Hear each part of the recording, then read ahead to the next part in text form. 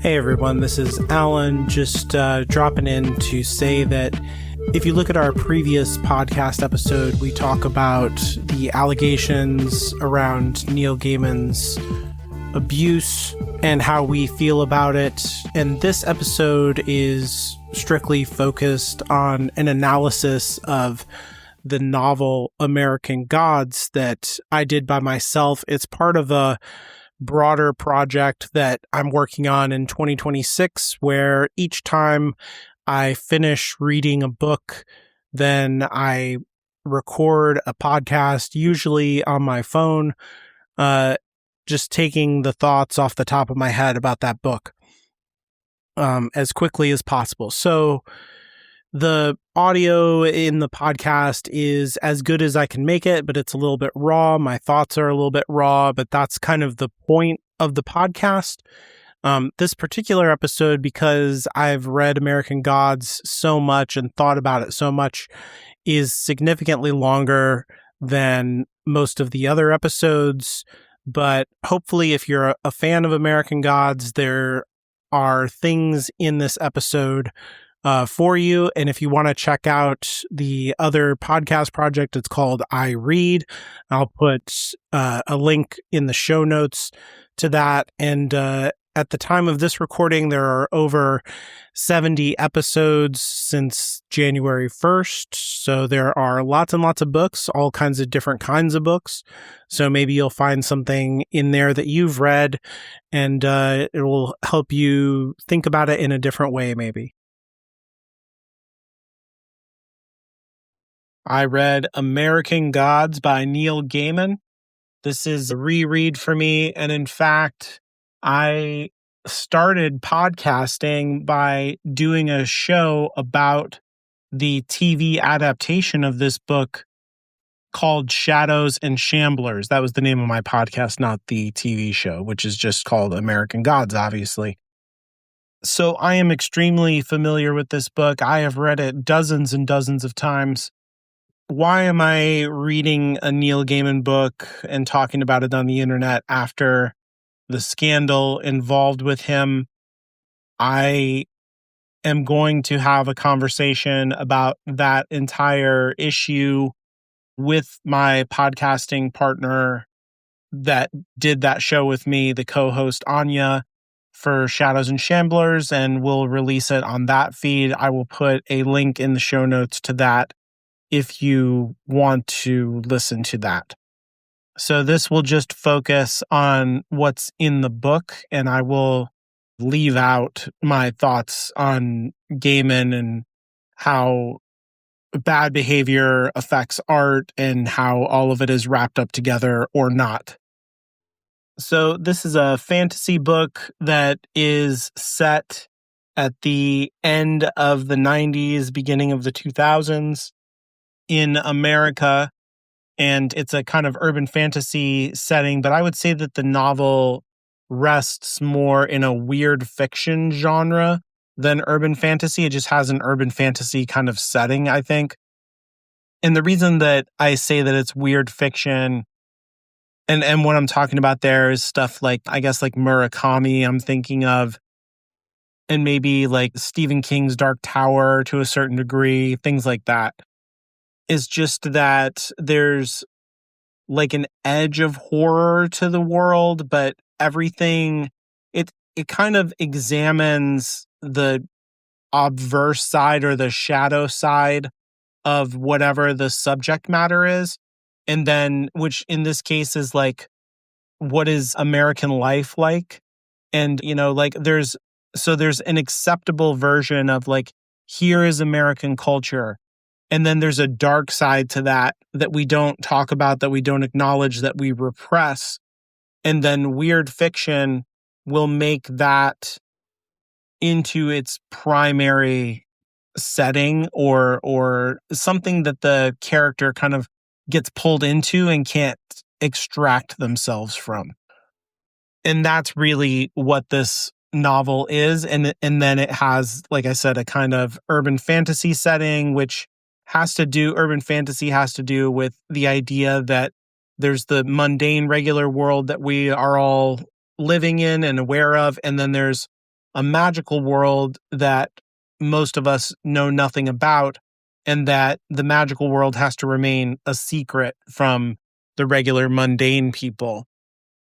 And that's basically what's going on for the main character, Shadow Moon, who is serving time in a prison at the beginning of the story and then quickly falls in between the cracks of society when he is freed and discovers that there is a secret magical world of gods and culture heroes who were worshipped by mainly immigrant groups in America and then forgotten once the subsequent generations of the immigrants were assimilated into the melting pot culture of America.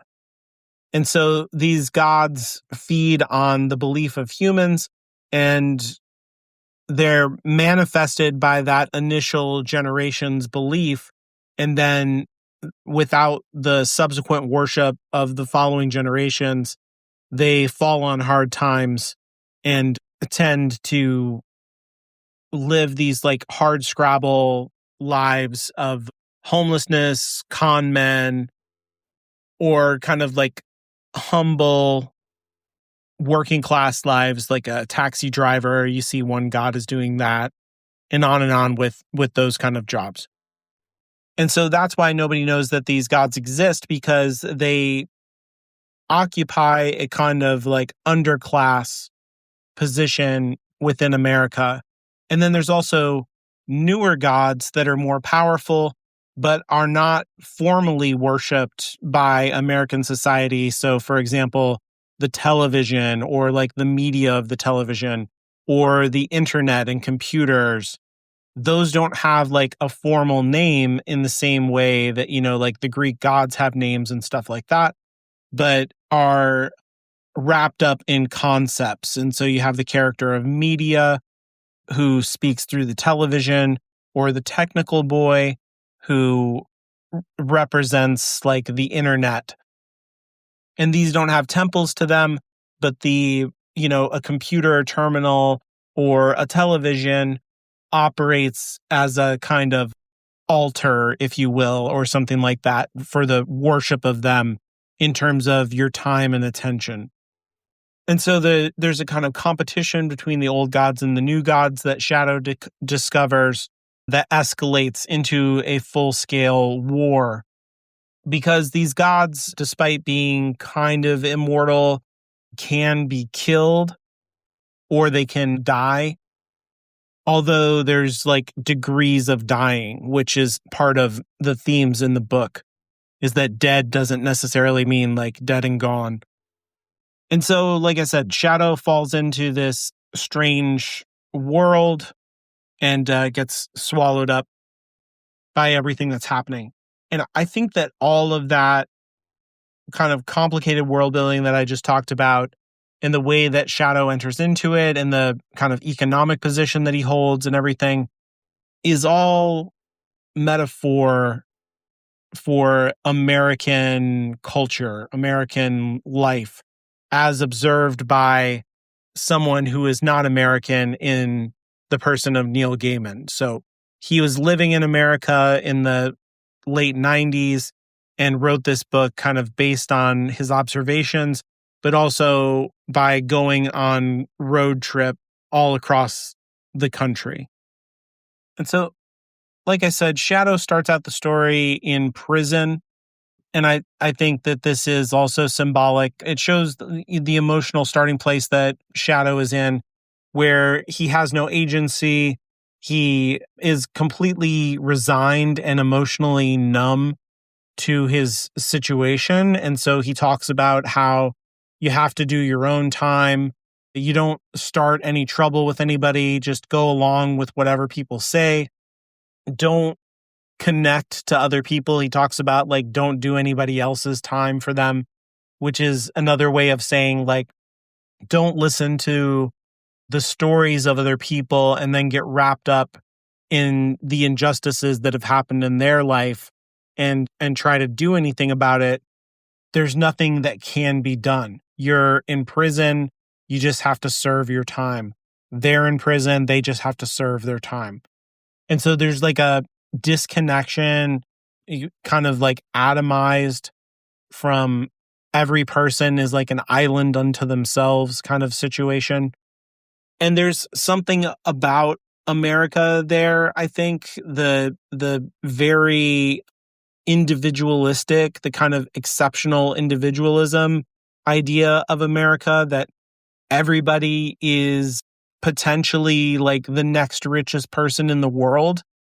Anybody could make it in America, kind of the American dream, I guess, which is also like a big theme in the book in terms of dreams.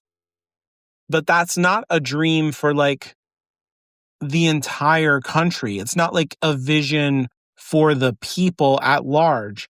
It's an idea that has to do with you as an individual American or this other individual American. It's not like us as a collective. That's not the story that America usually tells about itself. It's a story of atomized individual people who are exceptional in some way. But the way that that's being depicted in the book is as a prison. It's a system that exists to control people. And it's exactly set against the notion of freedom, which is usually a fundamental association with the American project. That America is a nation of freedom. It is freedom for the people. That we don't have kings and queens and lords, that everyone is free. But of course, the way that, and this is examined later in the book as well, the way that the nation was started was as a kind of prison for the European countries. So they would like have a trial, a person would be found guilty of a crime, and then they were sent to the American continents as a way to get rid of them from the European society.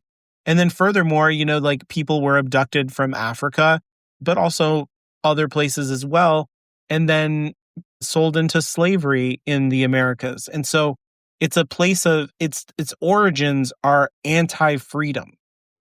And that's never really left the country. And it's also not acknowledged. And so this is what I'm talking about when I say that it's set in the book itself is a weird fiction kind of book, because the story of America is freedom, success. And the obverse side of that, the shadow side of that we don't talk about, is that the system is kind of rigged. And the get rich quick dream of America is a prison. And that the entire project started out as a slavery project and as a dumping ground for the rejects of European society. There's nothing exceptional about a lot of the people who were forced to go on boats across the ocean and then dumped on this continent. But that's not the story that we tell about ourselves as Americans. And so I think all of that stuff is right there in the beginning of the book. And the only thing that Shadow is living for is that he's going to be released and reunited with his wife. But then he is called into the warden's office and they say, you were supposed to be let out tomorrow to go home, but we're letting you out today because your wife has died and the funeral is tomorrow. And so the one thing that he was living for has been taken away from him. And so now he literally has nothing left to live for. And so Shadow has to make his way back to his home in Indiana and attend the funeral of his wife. But as he tries to make that trip happen, he encounters all kinds of delays and travel problems until he's finally on a plane with a guy who calls himself Mr. Wednesday and offers Shadow a job. And then Mr. Wednesday basically becomes his companion and boss for the rest of the book, even though Shadow refuses to get a job from him here. But this is how Shadow is drawn into the world of the gods, is by meeting Mr. Wednesday and getting pulled into his plans. And like I said, he tells him no at first, and they end up getting separated because the plane lands in a place that's not where Shadow's trying to get to. And so he has to rent a car and he has to drive the rest of the way. And on the way to Indiana, he stops at a bar to eat some food. And when he gets in there, he orders his food. He goes to the bathroom to wash up. And then in the bathroom is Mr. Wednesday. And he says, yeah, so as we were saying on the airplane, blah, blah, blah. He continues with his pitch, which is a very kind of weird fiction type of a move that Gaiman makes here. So this isn't merely a kind of urban fantasy trope. I think this is a weird fiction trope right here, where this is kind of indicating to us like what the book is going to be like, because like that would imply, you know, if it's a realistic novel, that Wednesday followed him stealthily and that, you know, somehow also obtained a car and managed to follow him and managed to like get into the building without being seen, and then showed up in the bathroom without Shadow noticing. And that's not what happened. It's just that reality just kind of shifted a little bit, and then boom, we're back in this absurd situation that Shadow thought that he could get out of. In weird fiction, the reality of the world tends to shift around the characters, and there's not kind of materialist explanations for things. And this is a self-conscious theme in the book, that there's Shadow has this preoccupation with materialism and kind of materialist explanations for things, even though he exists in a world where there are gods. And so while he was in prison, one of the things that he did to pass time was teach himself magic tricks. So Shadow is a magician. He is a practitioner of magic.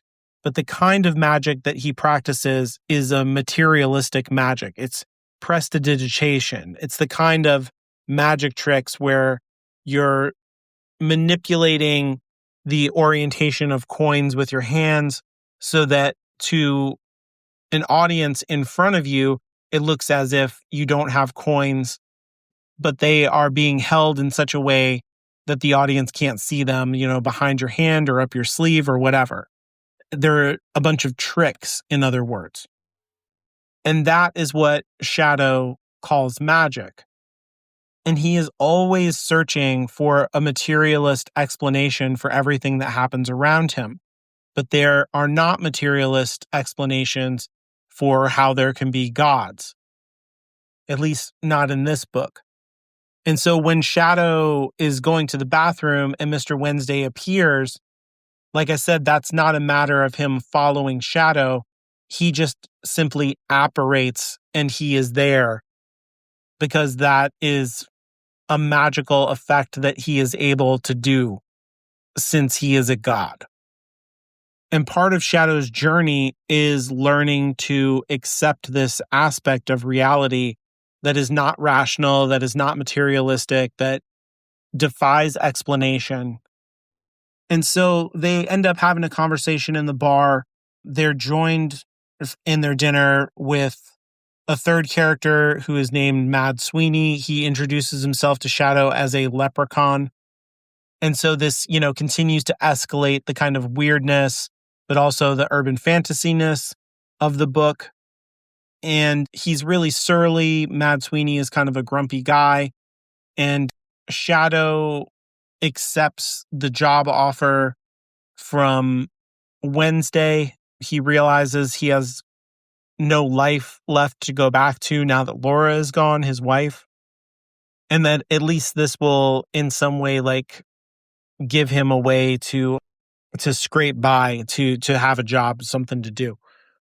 Mad Sweeney pulls coins out of the air, and Shadow interprets this as a coin trick because this is the hobby that he taught himself in prison. And so he wants Mad Sweeney to explain to him how this is done. And Mad Sweeney, just tells him, like, I just pull them out of the air. All this, like, putting it up your sleeve stuff and palming them, that sounds really, really hard. It's just easier to simply magically do it. Which again, like is pushing this idea in the book. Like, Gaiman is right up front just trying to, like, put this theme in front of our face because this is going to be a major internal conflict for Shadow, and this is where, his arc begins in the story.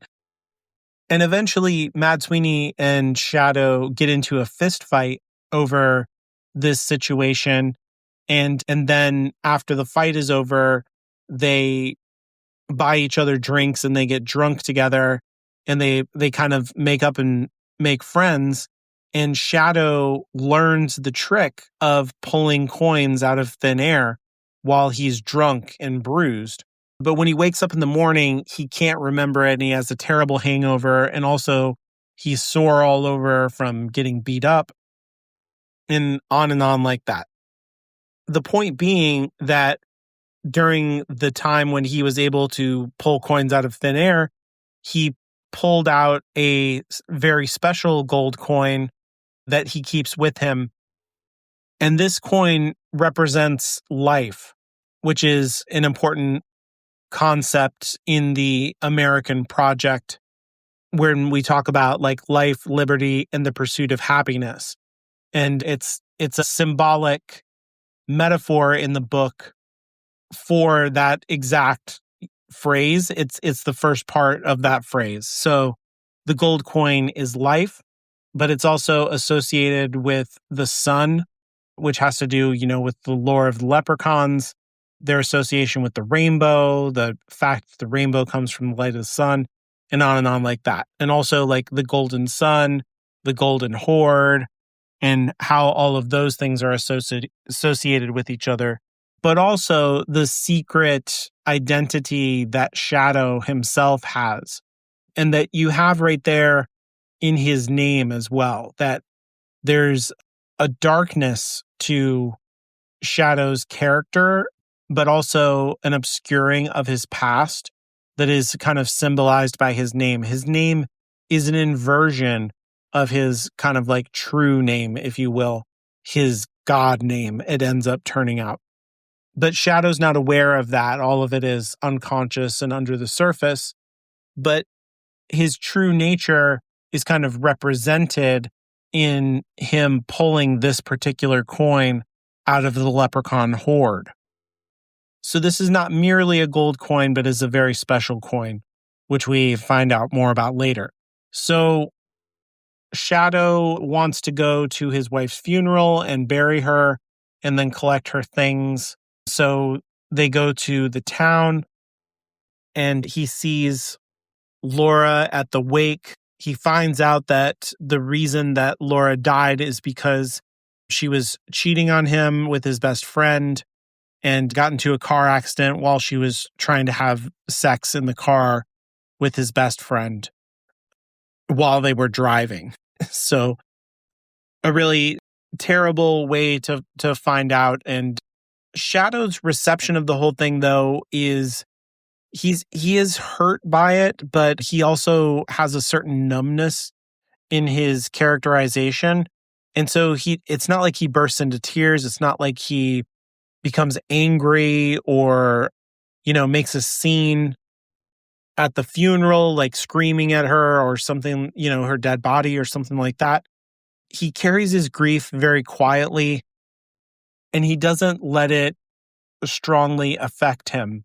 And in some ways, he thinks of it in his own terms as an adaptation in prison, where he didn't allow himself to become overly emotional at any time because, like, it's not a safe environment to be vulnerable in that way. And so he's just used to bottling up his emotions. And so this is just another example of that. But I think there's something deeper going on where Shadow is deeply repressed and is fundamentally not free and is not interested in being free either. Like, he was in prison and he's been let out, but he is continuing to behave as if he is a prisoner, is kind of the point that I'm making. And that he enters into employment with Mr. Wednesday, who is clearly like a sketchy guy, and follows his orders and whatnot, because Shadow does not want to be free. He wants life to make sense and be ordered in a way where his emotions don't have to ever get riled up. And there's something there to me about American society where we say that we're a nation that is dynamic and where people are free and creative and allowed to do all of these things that no other country lets you do. But there's enormous pressure within the system to conform, to have, like, the American dream is like an individualistic dream, except that we're all supposed to be having the same dream, basically, right? Like, we're all supposed to be trying to drive the same kind of cars and live in the same kinds of houses and have the same kind of successful jobs and on and on. It's not actually individualistic, it's highly conforming.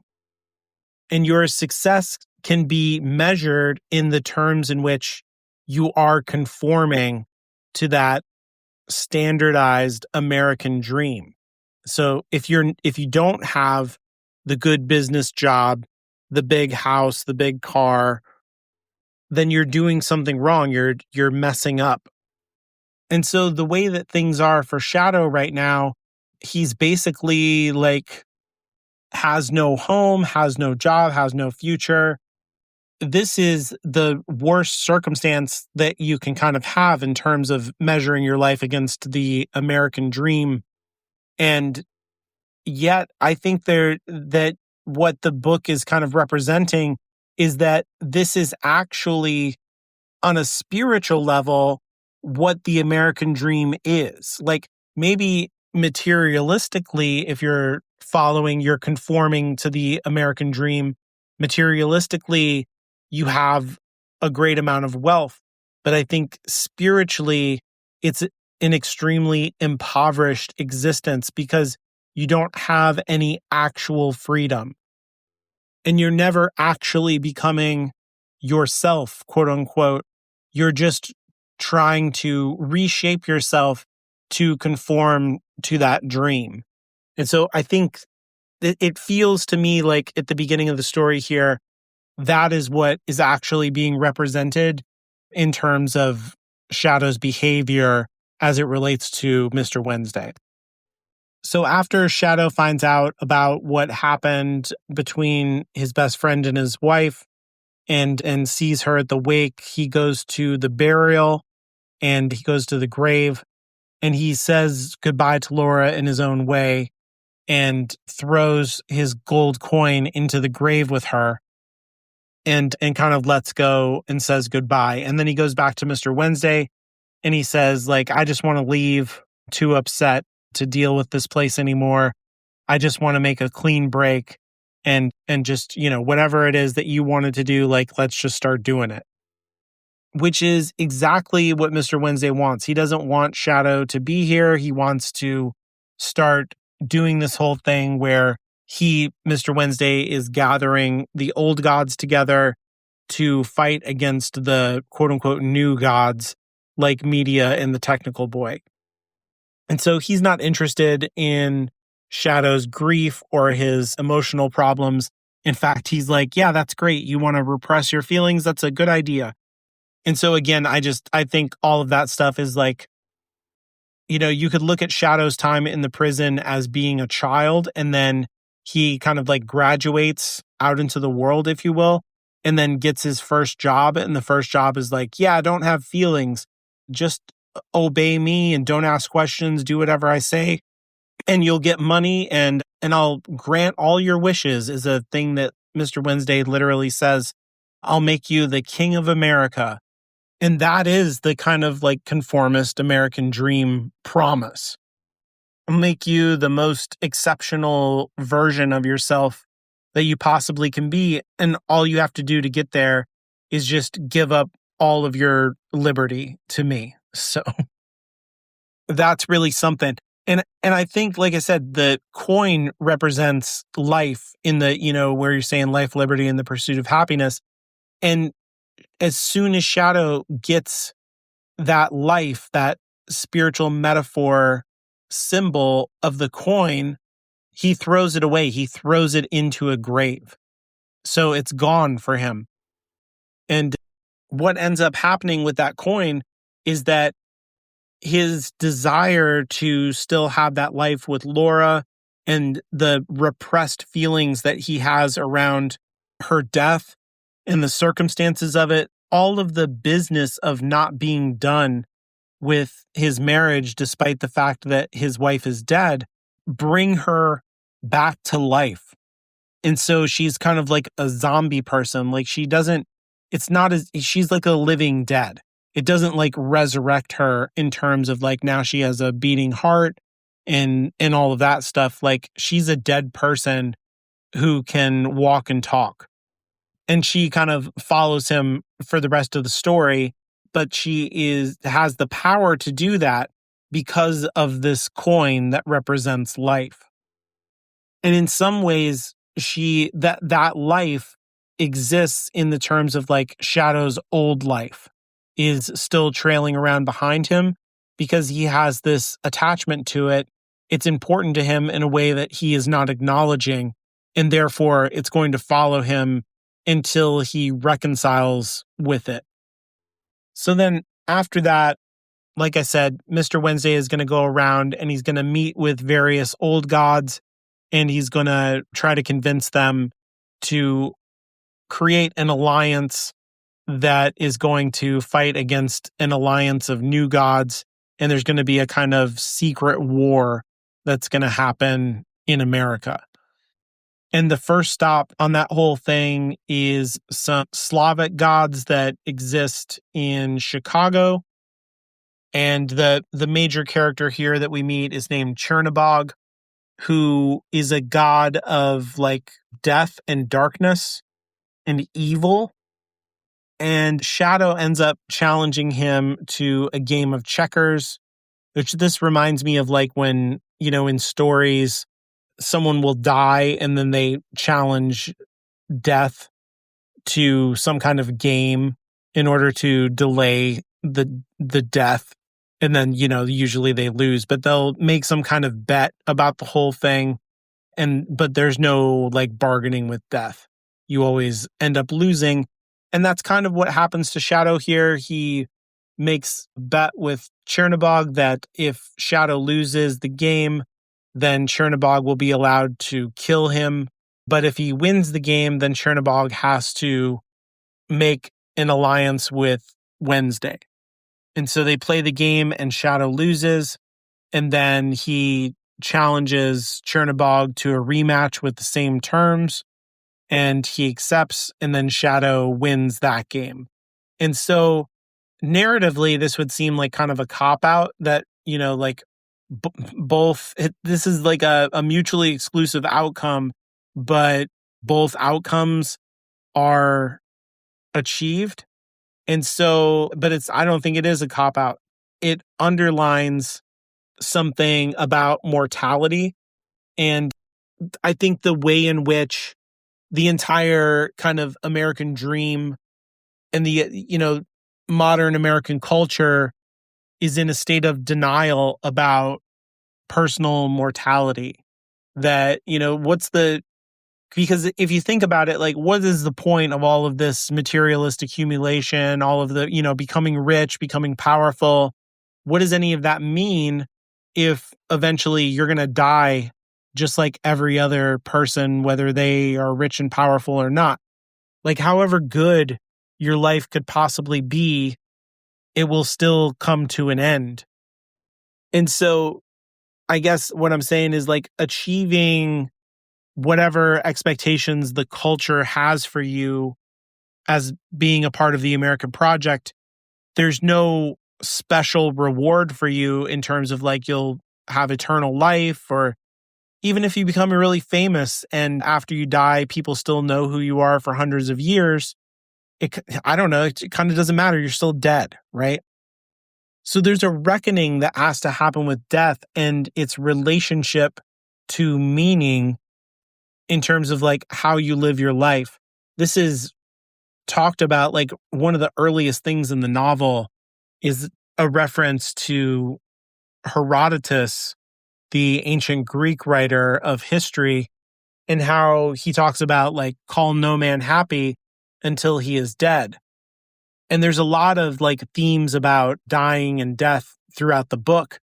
But this is a really important part where there's a guarantee that no matter how this entire book turns out, the story that Shadow is on, Chernobog says, at the end of everything, I'm going to kill you because we made this bargain. You agreed to this situation.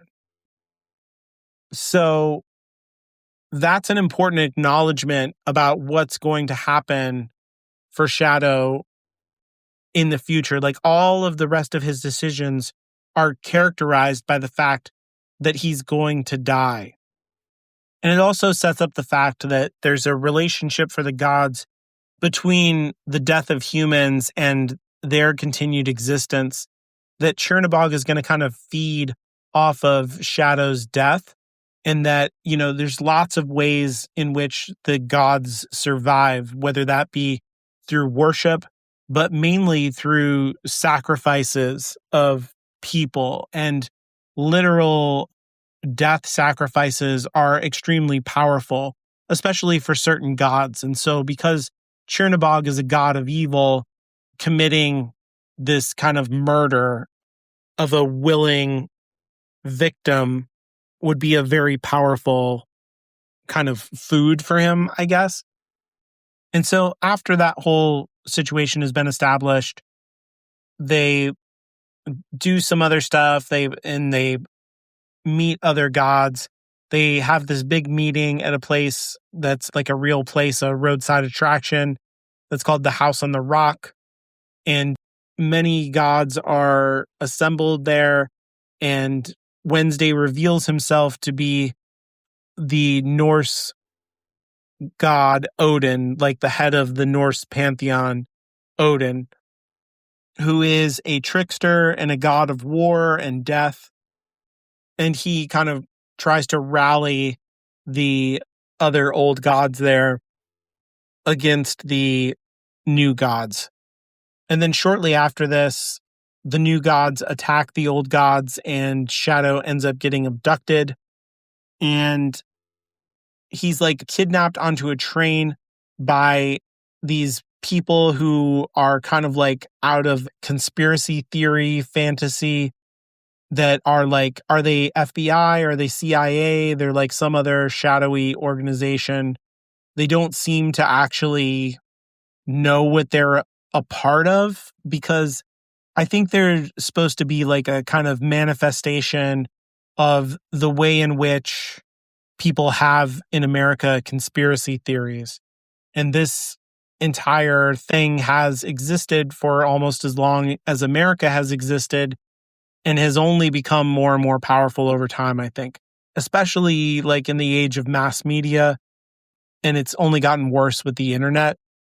Nowadays, conspiracy theories are like literally a fundamental part of the American government and the way it interacts with the media system right now with the current administration. And so this part of the book is almost prescient, but at the time when it came out was a little bit more like whimsical and fantastical, I think. There's a sinister edge to the whole thing, but these characters are like kind of silly. They're named like Mr. Stone, Mr. Town, and things like that, because they have like these very materialist, concrete names because I think that that's like a kind of fundamental ideological bedrock to the American project as it came out of kind of Enlightenment philosophy. That there's this kind of contradiction at the heart of America, that on the one hand, part of its myth is that it is founded as a Christian nation, founded by pilgrims who were kind of extremists, the Puritans, and they were like so Christian that they were kicked out of England and European society, right? And so they had to found a new society in America, and that their pure worship of God kind of gave birth to an entire new nation founded on freedom and the ideals of God and Jesus. And then on the other hand, there's this more like philosophical root that gives birth to the flower of America, that is like out of the Enlightenment philosophers who are thinking about a kind of realpolitik, where every human is fundamentally like a kind of cynical stance, where everybody is always grasping for power. So we need to set up a balanced government that stops that from happening, and in no way like accounts for God being the one who orders society or makes decisions about the motions of history. God is kind of like something off to the side who, like created the universe, but then took a step back from it and just kind of lets it do its own thing. And so all of the explanations for why things happen in the world are materialists, or they're driven by normal human imperfections, and therefore have to be kind of accounted for within the structure of society.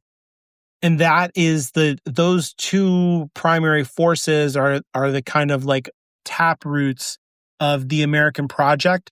And they are fundamentally like insoluble, right? Like they can't exist together.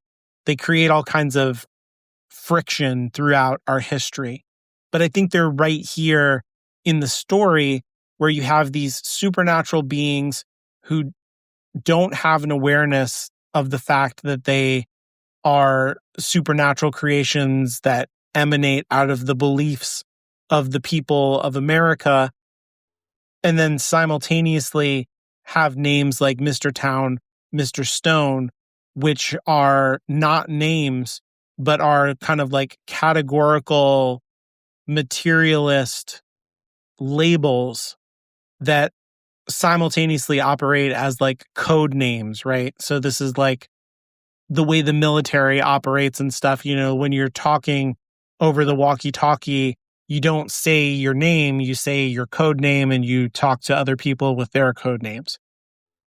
But these are literally their names, because like that is, they embody literally the contradiction at the heart of America, I think.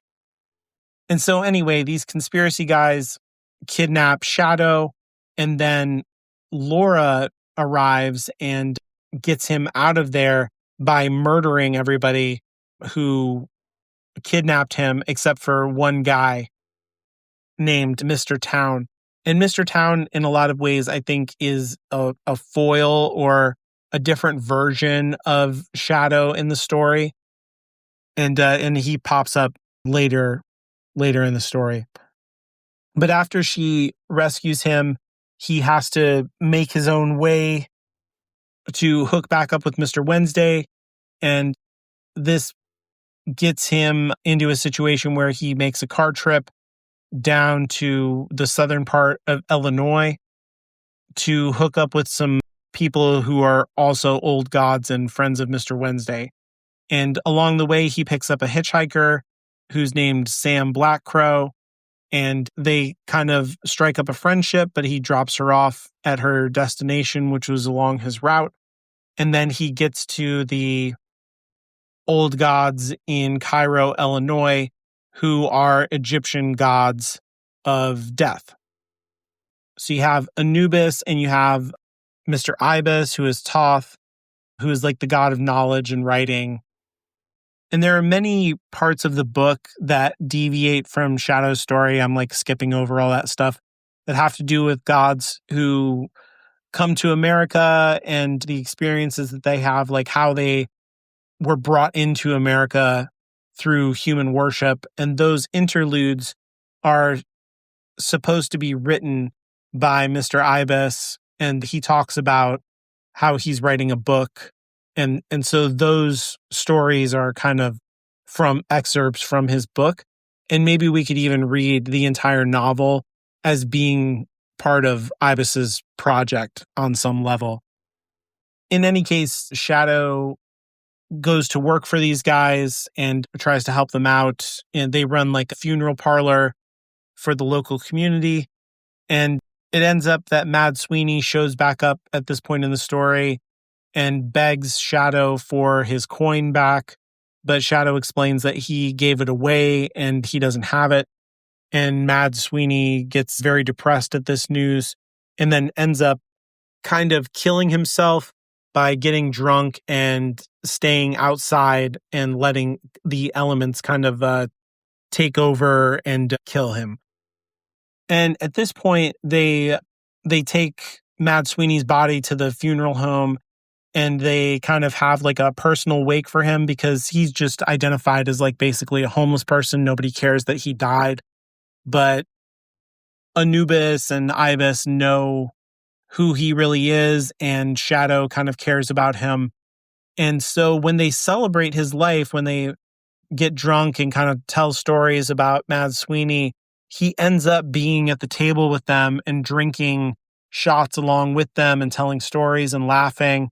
And so we see the kind of like liminality of what death means to the gods here, the kind of strangeness and weirdness, the way that if you remember somebody and they live in your heart, then they're not totally dead, the kind of interdependence that we have in the way that we assemble our identity. We kind of make each other. In being known and knowing other people, we help to assemble each other. That is like ontologically true for the gods. So like the metaphor of that or the spiritual reality of that is literalized in a material way. And we kind of see that in this part of the story. But it's also important because, in going to the funeral of Laura's death, Shadow is very alienated by that experience, and he loses his entire community and his kind of like hometown and all of his roots that he laid down for his life. And on a certain level, he even loses his past. But here at a second funeral in the story, he is establishing a proto-community. He's made friends with these gods. And even though Mad Sweeney is dead, he continues to be a lingering presence for Shadow. And at the end of the night, they're very drunk again. And Shadow is like, how did you do that coin trick? I know that you showed me, but I don't remember. Show me again. And Mad Sweeney teaches him to pull the coins out of the air magically. And this time Shadow gets it and he does remember how to do the trick. And so there's a progression here that's being directly linked to death, which I think in terms of like the kind of American dream, death represents a sense of failure, something that should be avoided at all costs. And the way in which failure in the story is actually the only way to gain knowledge or achieve progression. And so there's a direct inversion of how the American dream should operate. You should be building success upon success by conforming to the rules of society. You should be like going to a good school, getting good grades, making good connections, and then, maximizing those connections into getting a good job and then achieving things at your good job and making more money and blah, blah, blah, blah, blah, on and on. Success upon success upon success. Shadow is failing upon failing upon failing, right? Like he's he's getting kidnapped, he's being dispossessed, and now the friend that he made has died. And yet, through this, even though he's dead, he has made a friend. He has kind of integrated Sweeney into himself. So now he has a magic trick that he will remember forever. And I'm just suddenly remembering, like, I passed over the whole thing with Chernobog. There was a really important coin trick element that happened there, where there are these three sisters who are kind of like the morning, the noon, and the night sister. And Shadow talks to the night sister and explains to her, like his wife has come back from the dead and he's really confused by it. And she realizes that it has to do with the life coin that he had and the way in which he gave it away.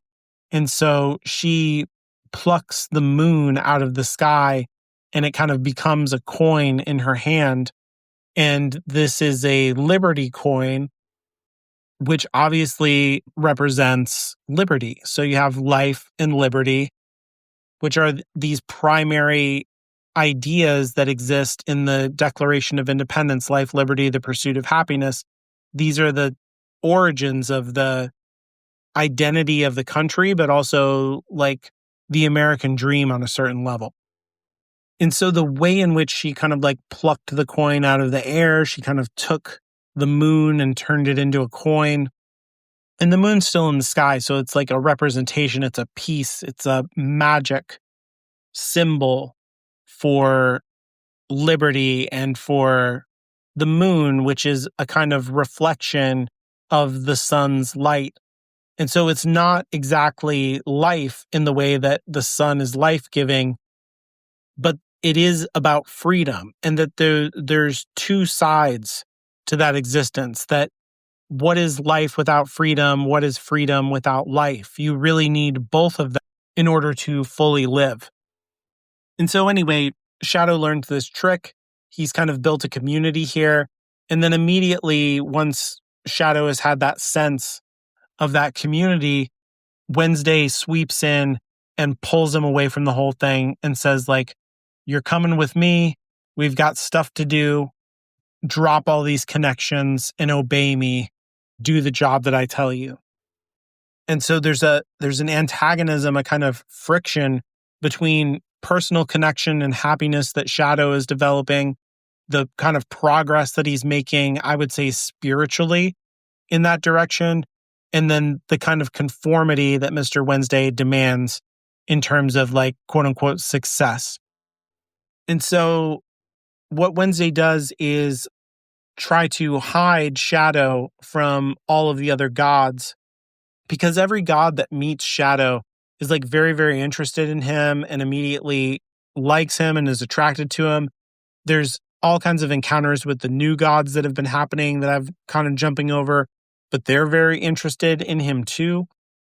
And so he wants to take Shadow kind of off the board, so to speak, and hide him away because he's a valuable resource, but he has particular plans for him and he doesn't want him getting drawn into anybody else's plans. He needs to stay on Mr. Wednesday's plans. And so he sends him to this place called Lakeside, which is idyllic Midwestern community.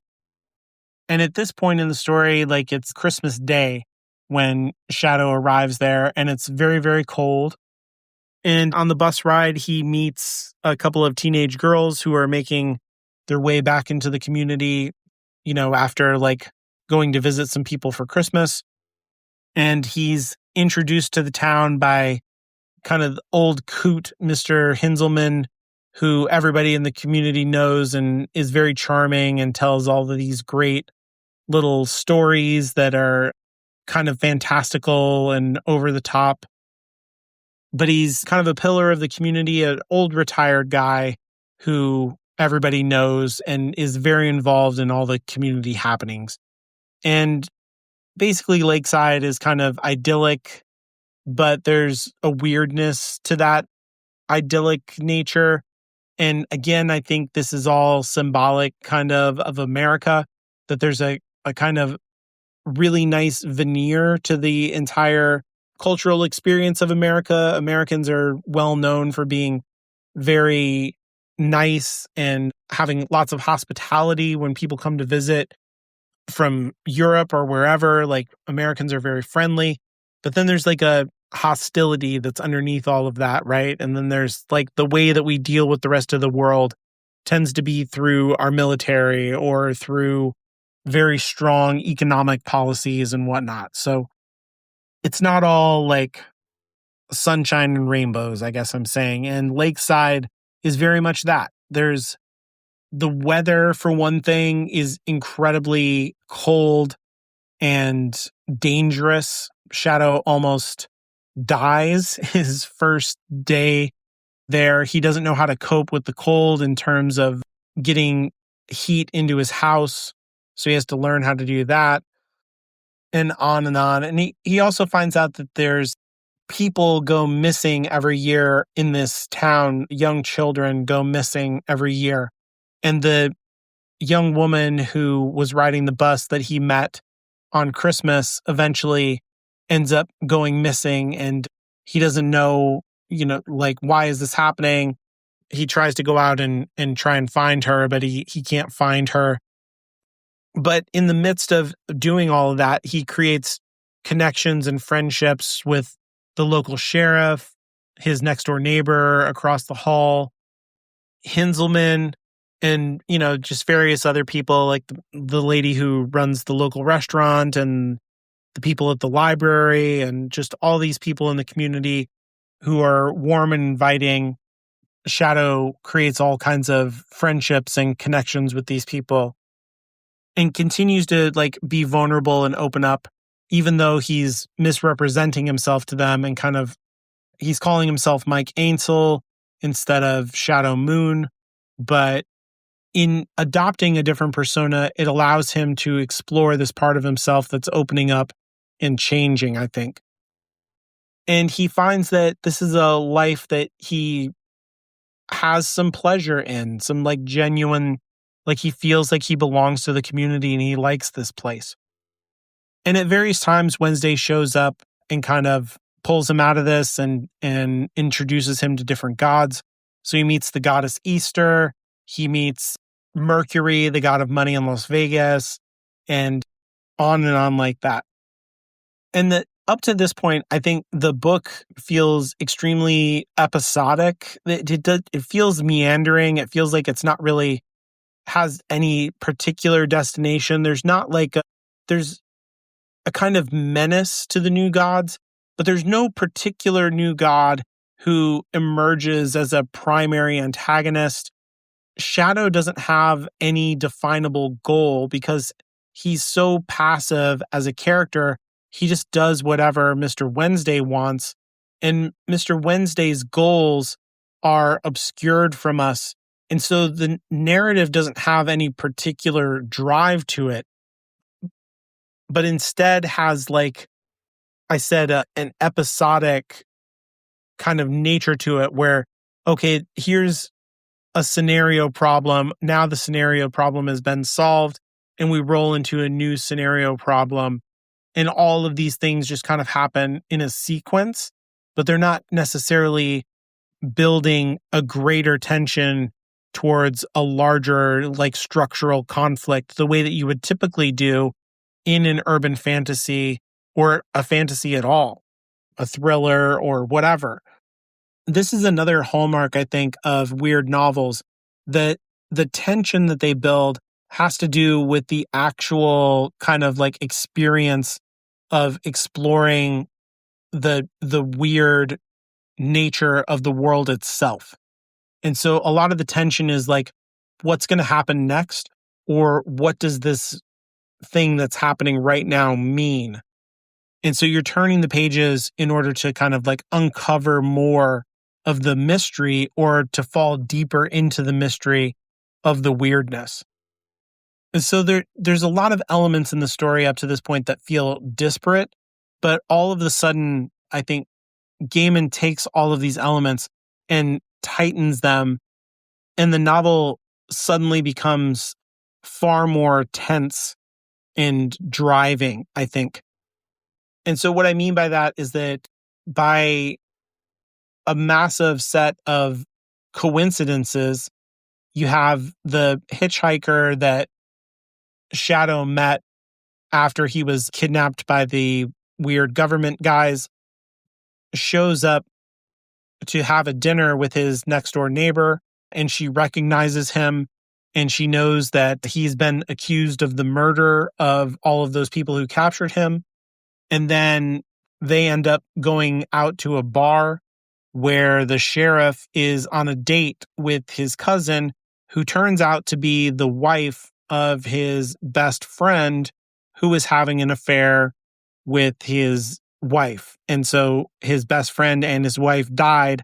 And this is the ex-wife of, or I guess the widow of his best friend, happens to be on a date at the bar and also recognizes him. And so he is in the community under a false name, and he's supposed to be hiding out. And this just totally blows his cover. There's all these people here who know about who he is all of a sudden. And these elements from earlier in the story suddenly pop back up in a way that creates a lot of trouble for him. And so the sheriff immediately arrests him and takes him in, starts looking into his past, realizes that he has broken his parole because he was released from prison early. And now he's in jail and he doesn't have a good way to get out. And since he's been reported into the system, that means the new gods know where he is now. He's supposed to be hiding from the new gods, but now they know where he is.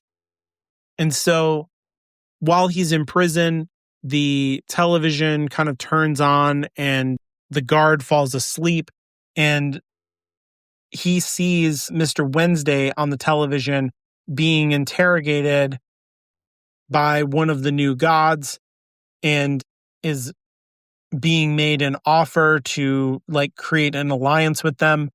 Mr. Wednesday refuses, and then he is shot in the head and killed. And it's very obvious that he really died. And then the Shadow is given an ultimatum. You need to join us, or we are also going to kill you or torture you, So conform or die, basically. And this kind of galvanizes Shadow to rebel against them. And then some of the other old gods come and trick the guards into releasing him into their custody, saying that they are with the government and they're going to transfer him to a prison. And so they make an escape with him. And then they make a deal with the new gods to recover Mr. Wednesday's body and kind of create a temporary truce. And so this creates a situation where there's a meeting between the old gods and new gods where Shadow is there, and they get his body back, and it operates as yet another funeral wake situation in the story that delineates a choice that Shadow makes. So, previously, he lost everything in his life. Then the next funeral, he has established connections, which he kind of reiterates on when he goes to Lakeside, where he develops as a member of a community and, develops connections with people and starts to build a home. And now he's confronted with the reality of death and his personal responsibility to the people that he cares about, and the agreement that he made with Mr. Wednesday when he agreed to work with him was that in the case of his death, that Shadow would stand vigil for him. And so Shadow, again, kind of conforms to the plan of Mr. Wednesday, but he does it out of a sense of actual human connection and not merely out of an obedience to the system or a way to defer his own human life, I guess, a way to numb himself against potential loss and sadness. It's more like he accepts the loss and the sadness, and he's creating meaning out of it by making this choice to stand vigil for Mr. Wednesday. And it's something that everybody tries to talk him out of, but he refuses, and he insists on standing vigil. And what this ends up being is that Shadow is going to be tied to a tree in a symbolic kind of death that imitates the myth of how Odin gained supernatural knowledge about the fundamental nature of the universe.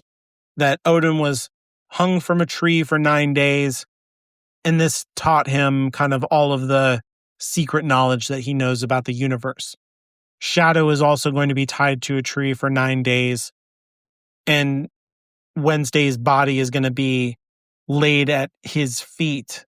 And so this will be a kind of symbolic sacrifice in Odin's honor that will help to give meaning to his death, And so that's what happens. He's tied up and he goes through a lot of supernatural visions and then ends up literally dying and then going through a kind of underworld experience where his soul is judged, where he uses the Liberty coin to kind of pay his way through death. All of these relationships that he's made to the old gods end up kind of like quote unquote paying off in terms of they show up in the afterlife to perform the kind of jobs that they did in the context of their ancient pantheons and ushering the humans who worship them through the afterlife process. And so it ends up that Shadow can choose what he wants his afterlife to be, and he kind of chooses a nihilistic afterlife with no paradise or no hell. There's just a nothingness, a rest. And this, I think, like, is the ultimate representation of like a type of apathy and numbness that is encouraged widely across American culture. This is the kind of destination that most Americans exist in terms of the American dream. Like, do you own a house? Yeah, it's kind of crappy. Do you have a job? Yeah, I don't really love it. It's not like the thing that I would rather be doing, but it's good enough, I guess. I'm not really high achieving in it, but whatever. The majority of Americans don't vote. The majority of Americans are in debt and they're in poor health, but they're not, necessarily having chronic illness and they're not dying. It's just like a very a very kind of nihilistic, middle of the road kind of existence. And so this seems to me to be like the ultimate expression of the path that Shadow has been on. And what this does is kind of like exhaust the different avenues of arrival that could happen for Shadow, where Mr. Wednesday promised to him, like, you'll be the king of America. And he could have just had like a very normal kind of working class life if Laura had not died and he had gone back home and everything just, kind of would have had a certain level of domestic bliss if there wasn't, material success necessarily. But now he has conformed, he's given his life over to his job, if you will. And the result is this very like thing that was crafted by something else, which has led to a place of, I guess it's not that bad. I guess I'm not that plugged in or engaged. I'm neither hurting nor joyful. It's just like a pure kind of numbness that I think most Americans lapse into for the majority of their adult life. But then he gets pulled out of this whole thing as the war between the old gods and new gods escalates. And at the same time, you have Mr. Town, who I said, is this kind of foil to Shadow, who is also following the orders of this guy named Mr. World, who is the kind of opposite number of Mr. Wednesday. Mr. World has ordered Mr. Town to go to the tree that Shadow is on, cut off a branch of it, and bring it back to him. And so that's what Town does. He goes to the tree, he cuts off a branch. And then as he's trying to make his way back out of the farm. There's a kind of supernatural effect that is stopping him from doing that. And then also Laura comes to visit Shadow while he's tied to the tree because he has been kind of calling out to her as he was going through his process of death. And she ends up drinking some special supernatural water that acts as a purgative for the death that she has experienced. And so she seems to like come fully back to life, in terms of like a superficial kind of appearance level. She's not actually alive, but she looks healthy enough. And she ends up hitchhiking, and Mr. Town picks her up, and they make a kind of superficial connection with each other that I think mirrors a lot of the ways in which Shadow and Laura initially kind of had a romantic connection as well. It wasn't based on a deep intimacy between the two of them because Shadow was not emotionally capable of that kind of intimacy because he wouldn't confront his past, which he does have to confront in his death process that I kind of skipped over. Like it fully confronts him with the fact that the relationship that he had with his mother, the way in which his mother would never tell him who his father was.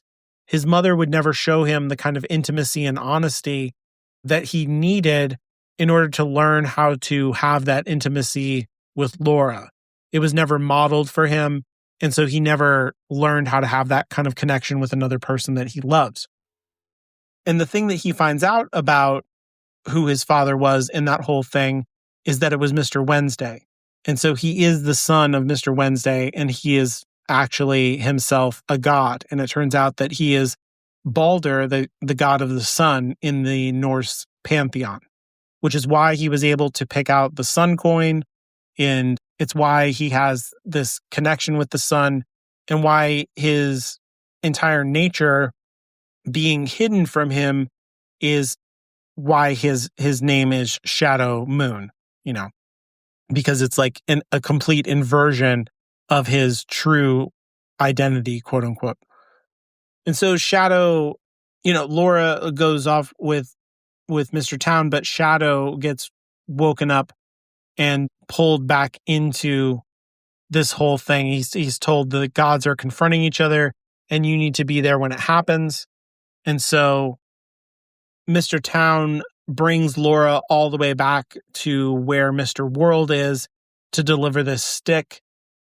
But it's all kind of been a trick because Laura just wanted to be delivered to where Mr. World was. And so she kills Town. She takes the stick, brings it to Mr. World. He explains that the stick is going to be used to create a dedication of the entire war between the old gods and the new gods, who are all gathering at this roadside attraction place that's like a mountain in the American South. He's going to throw the spear. He's going to dedicate the whole thing to Odin.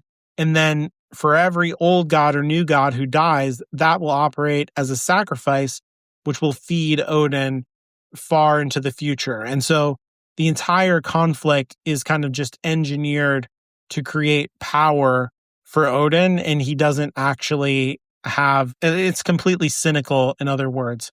And it kind of operates in the way that many wars for America in the 20th century operate, I think, where, conflict is happening far from American shores, and those conflicts are calculated to engineer outcomes that will destabilize those areas and free up their resources for the exploitation of America as a government. So it doesn't matter who wins or loses because the conflict itself increases the power of America by decreasing the power of everyone else, is kind of what I'm saying. And the same thing is happening here, or that's the plan for what will happen. But instead, Laura dedicates she basically says, like, I dedicate this sacrifice to Shadow Moon. And then she stabs herself with a spear, but also impales Mr. World, who it turns out is actually Loki because they've been playing both sides against the middle. Loki and Mr. Wednesday have been working together this whole time. And so the entire book is a kind of conspiracy in a way, that it even includes the other conspiracy theory stuff in an even larger conspiracy. And so this is kind of the big twist of the book. I think all of that tension that I talked about, that the episodic nature is kind of pulled into a sharp focus and creates a lot of drama. I would say that the climax of that is here, where the reveal of the deeper conspiracy of Mr. Wednesday and the way in which Laura kind of puts an end to it, at least for now. And so as Shadow tries to wake up, the goddess Easter has been brought to the tree that he's tied to, and she uses her power of resurrection to bring Shadow back to life. And then he goes to the place where the conflict is happening. He finds out about the conspiracy. He confronts Wednesday with it. He confronts Wednesday with the fact that he's actually his father. And basically, Shadow kind of takes responsibility for his own life. He starts to create his own dreams for himself. He begins to shape his life, in other words, around his own desires and not around the kind of conforming to the idea or rules that Mr. Wednesday has laid out for him. And Wednesday tries to claim, it doesn't matter what you do, this conflict is going to happen and all of it is going to feed me. And so Shadow denies that. He goes down to the battlefield and he explains to both sides what's really happening. In other words, he reveals the truth of the conspiracy to everyone, and it takes away their will to fight. They're not interested in the conflict anymore, and they just give up. And so there is no battle, there are no deaths, there is no sacrifice, and therefore Mr. Wednesday kind of does indeed fully die. There's nothing to feed him. There's no sacrifices. And so in a way, there's a big anti-climax to the story. In a typical fantasy novel, I think at the end, you would want to have this really big conflict that you've been building to, this awesome fight between the gods. The whole thing is diffused and instead is given an anti-climax where nothing really happens and peace is made instead. And so I think the novel is giving us a model for heroism and goodness in the story. And there's that kind of conflict again between the story of America as a materialist project of Enlightenment philosophy and a project of, Christian theocracy, where you're laying out a kind of, here is a new nation, a city upon a hill kind of thing. Because this is the kind of, the peacemakers will inherit the earth kind of stuff that Jesus talks about. Blessed be the peacemakers.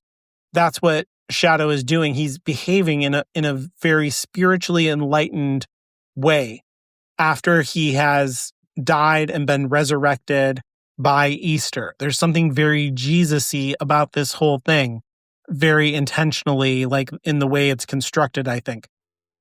And I think the book is ratifying this behavior as being the right path, the good path. And there's an embracing that Shadow is doing here of the spiritual way, instead of he's always questioning, well, how did this happen? What is the materialist explanation for things? Instead, there's he's following a more spiritual and enlightened path of telling the truth to people. He's not playing into the con artist games that Wednesday had all the time. Instead, he's just exposing the truth. He's telling the truth. Again, that is a very kind of Christian idealism type of move to make, instead of the kind of materialist enlightenment philosophy of realpolitik, where people will always lie if it will benefit them and will only tell the truth when they absolutely are forced to. And so while this entire ending, I'm not saying that it is fundamentally Christian or like it's ratifying a Christian worldview. Instead, I think it's like affirming a difference between good and evil, and that the path of evil lies in cynicism, in self-serving, in lying, and in war. And that the good path lies in community, it lies in peace, and it lies in the truth. And so, like that Superman saying truth, justice, and the American way, right? Like that is kind of the values that are affirmed by this ending in the novel, I think. And then the rest of the book has to do with Shadow ends up going back to Lakeside, and we had this mystery about the children who were missing each year and the girl that he met who went missing and he could never find her. He realizes that she was locked away in a car, and every winter a car is put out on the ice. And then when the spring thaw comes, the car falls into the lake, and every one of these cars has a dead child in the trunk. And that this has been a ritual of human sacrifice that the town has been unwittingly a party to, and that this sacrifice has been feeding the prosperity of the community this whole time. And even though everybody was not aware of it, they still there's a kind of manic energy to Lakeside where everybody insists on the goodness of the community, but there's a kind of unconscious, anxious awareness that there's a high cost to this whole thing. And nobody really acknowledges the way in which children always go missing every year, or the kind of grief and the psychic effect that this has in the community. But I think there's, again, something there about America, that our prosperity is built on a lot of suffering. And even though that suffering might be displaced to other nations, like I said, the way that we export war or the way that we export our pollution to other places and things like that, there is an awareness of that in America, which is repressed and which is unconscious in some people. But those people tend to be the ones who are the most that America is the greatest place in the world. This kind of overemphasis on how great of a place this is, and a refusal to acknowledge the way in which there can be any price for that greatness. That the greatness comes at some cost of great suffering as well. And in any case, we find out that this entire thing has been happening for a long time because of the old man Hinzelman, who is this charming character that Shadow made friends with, but in fact is a kind of evil god of child sacrifice who set up this community as a way to feed himself for the last 200 years. And the sheriff ends up killing Hinzelman, and then Shadow ends up taking away the memory that the sheriff has of that whole incident, because it has kind of poisoned him in a way that he's going to commit suicide or do something really heinous to himself out of a sense of guilt. And that the community is going to fundamentally change because it's lost its kind of spiritual patron, and things are going to become more difficult, and they really are going to need a good sheriff like him. So it's important that he stay a part of the community. He's going to be a pillar of that community. And then Shadow goes on to try and track down Sam Blackcrow and try to start a relationship with her, but she has already fallen in love with somebody else. And so Shadow kind of lets go of that desire, but acknowledges the way in which he wished that it could have happened. And there's a kind of promise that Shadow will seek out more friendships, more romantic connections in the future, continue to kind of build a community for himself, and maybe put down roots one day. In other words, to build a life that is rooted in actual true freedom. And so life, liberty, the pursuit of happiness, but not in terms of like the American dream that demands conformity, but instead is creative and personal and authentic. And then Shadow goes back to the Slavic gods in Chicago, and they keep warning him, like, oh, you shouldn't come back here. You shouldn't do this right now, because he wants to pay the debt that he made with Chernobog, that Chernobog gets to hit him in the head with a hammer. And this idea of death has been hanging over everything that Shadow does throughout, the entire book ever since that pact was made. And now Shadow has, hung on the world tree and gone through a kind of death where he had to examine all of these things about his past and meet all of these gods. But the one god, who didn't show up through that whole thing was Chernobog. And at this point, it's like spring is happening. The spring cleaning is happening in the house. They're getting ready for, the beginning of a new cycle of seasons. Winter is almost over. And so the three sisters, the morning, noon, and night sisters, kind of tell him, like, how about not today? Come back tomorrow. And Shadow's like, no, I'd rather just get it over with. I have a deal. I'm going to keep my end of the deal, because one way or another, like, this thing is going to happen. And this kind of shows the way in which Shadow has learned to take responsibility for his actions and not, just go along with whatever. This isn't so much him being obedient, because if he was being obedient, if he was taking the easy way out, if he was just serving his time, so to speak, then he would do what the sisters tell him to do. But instead, he wants to face death. And this is a really important idea in the book, I think, because it's the way in which Shadow's actual life begins, the way that it finds its flavor, its savor, however you want to say it, that you can't hide from death. You can't avoid death. You have to live your life with the awareness that you're going to die, and to take responsibility for that and meet it head on. And so he meets Chernobog, who doesn't quite look the same. He's not this god of evil so much. His hair is changing color. His disposition is different. And he talks about his twin brother, Beelzebub, who is like the morning, the light. And you figure out that he is kind of like a dualistic god. He's evil on one hand, good on the other. He's night on one hand and day on the other. The moon on one hand and the sun on the other. And so you have this moon and sun theme that plays throughout the book, the way that, Mad Sweeney was a leprechaun tied to the sun, the way that Shadow is Balder, who is the sun. So he meets this other god who is like him. Shadow is both the moon and the sun.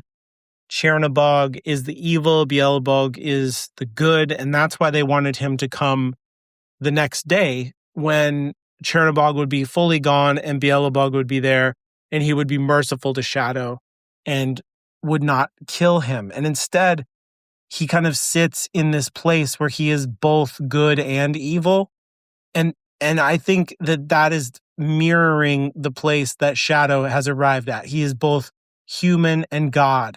He is both, materially impoverished. He still, doesn't have a whole lot of money, but spiritually very wealthy, very powerful. So he has these, there's a dualism to him, I guess, that is mirrored in this encounter with Chernobog. And what he does is he takes his hammer and just kind of taps it on Shadow's forehead and is like, boop, there you go. I kept up my end of the bargain. I hit you in the head with a hammer, and you kept your end of the bargain and showed up for it. And there's a way in which, we can go through life and be afraid of death, and that can change our experience of life into something terrible. And it can make a monster out of something that's a really just a natural process, just yet another part of the universe, another stage of life. And the fact is, and they say this in the book, Easter says it, nothing in the universe really ends. It just changes. And death is a part of that change for people. And so I think when you face that, it takes all of the scariness out of it. You can build it up to be this big, looming, evil, terrible thing. But really, it's just another part of a process that you are involved in. And so this part of the book illustrates that, and Shadow takes responsibility for his death and therefore kind of transcends it. And then the very end of the book has to do with Shadow actually leaving America and encountering another version of Odin in Iceland and talking to him about his experience with Wednesday and realizing that the world is like a bigger place with even more to offer than maybe necessarily what was in America.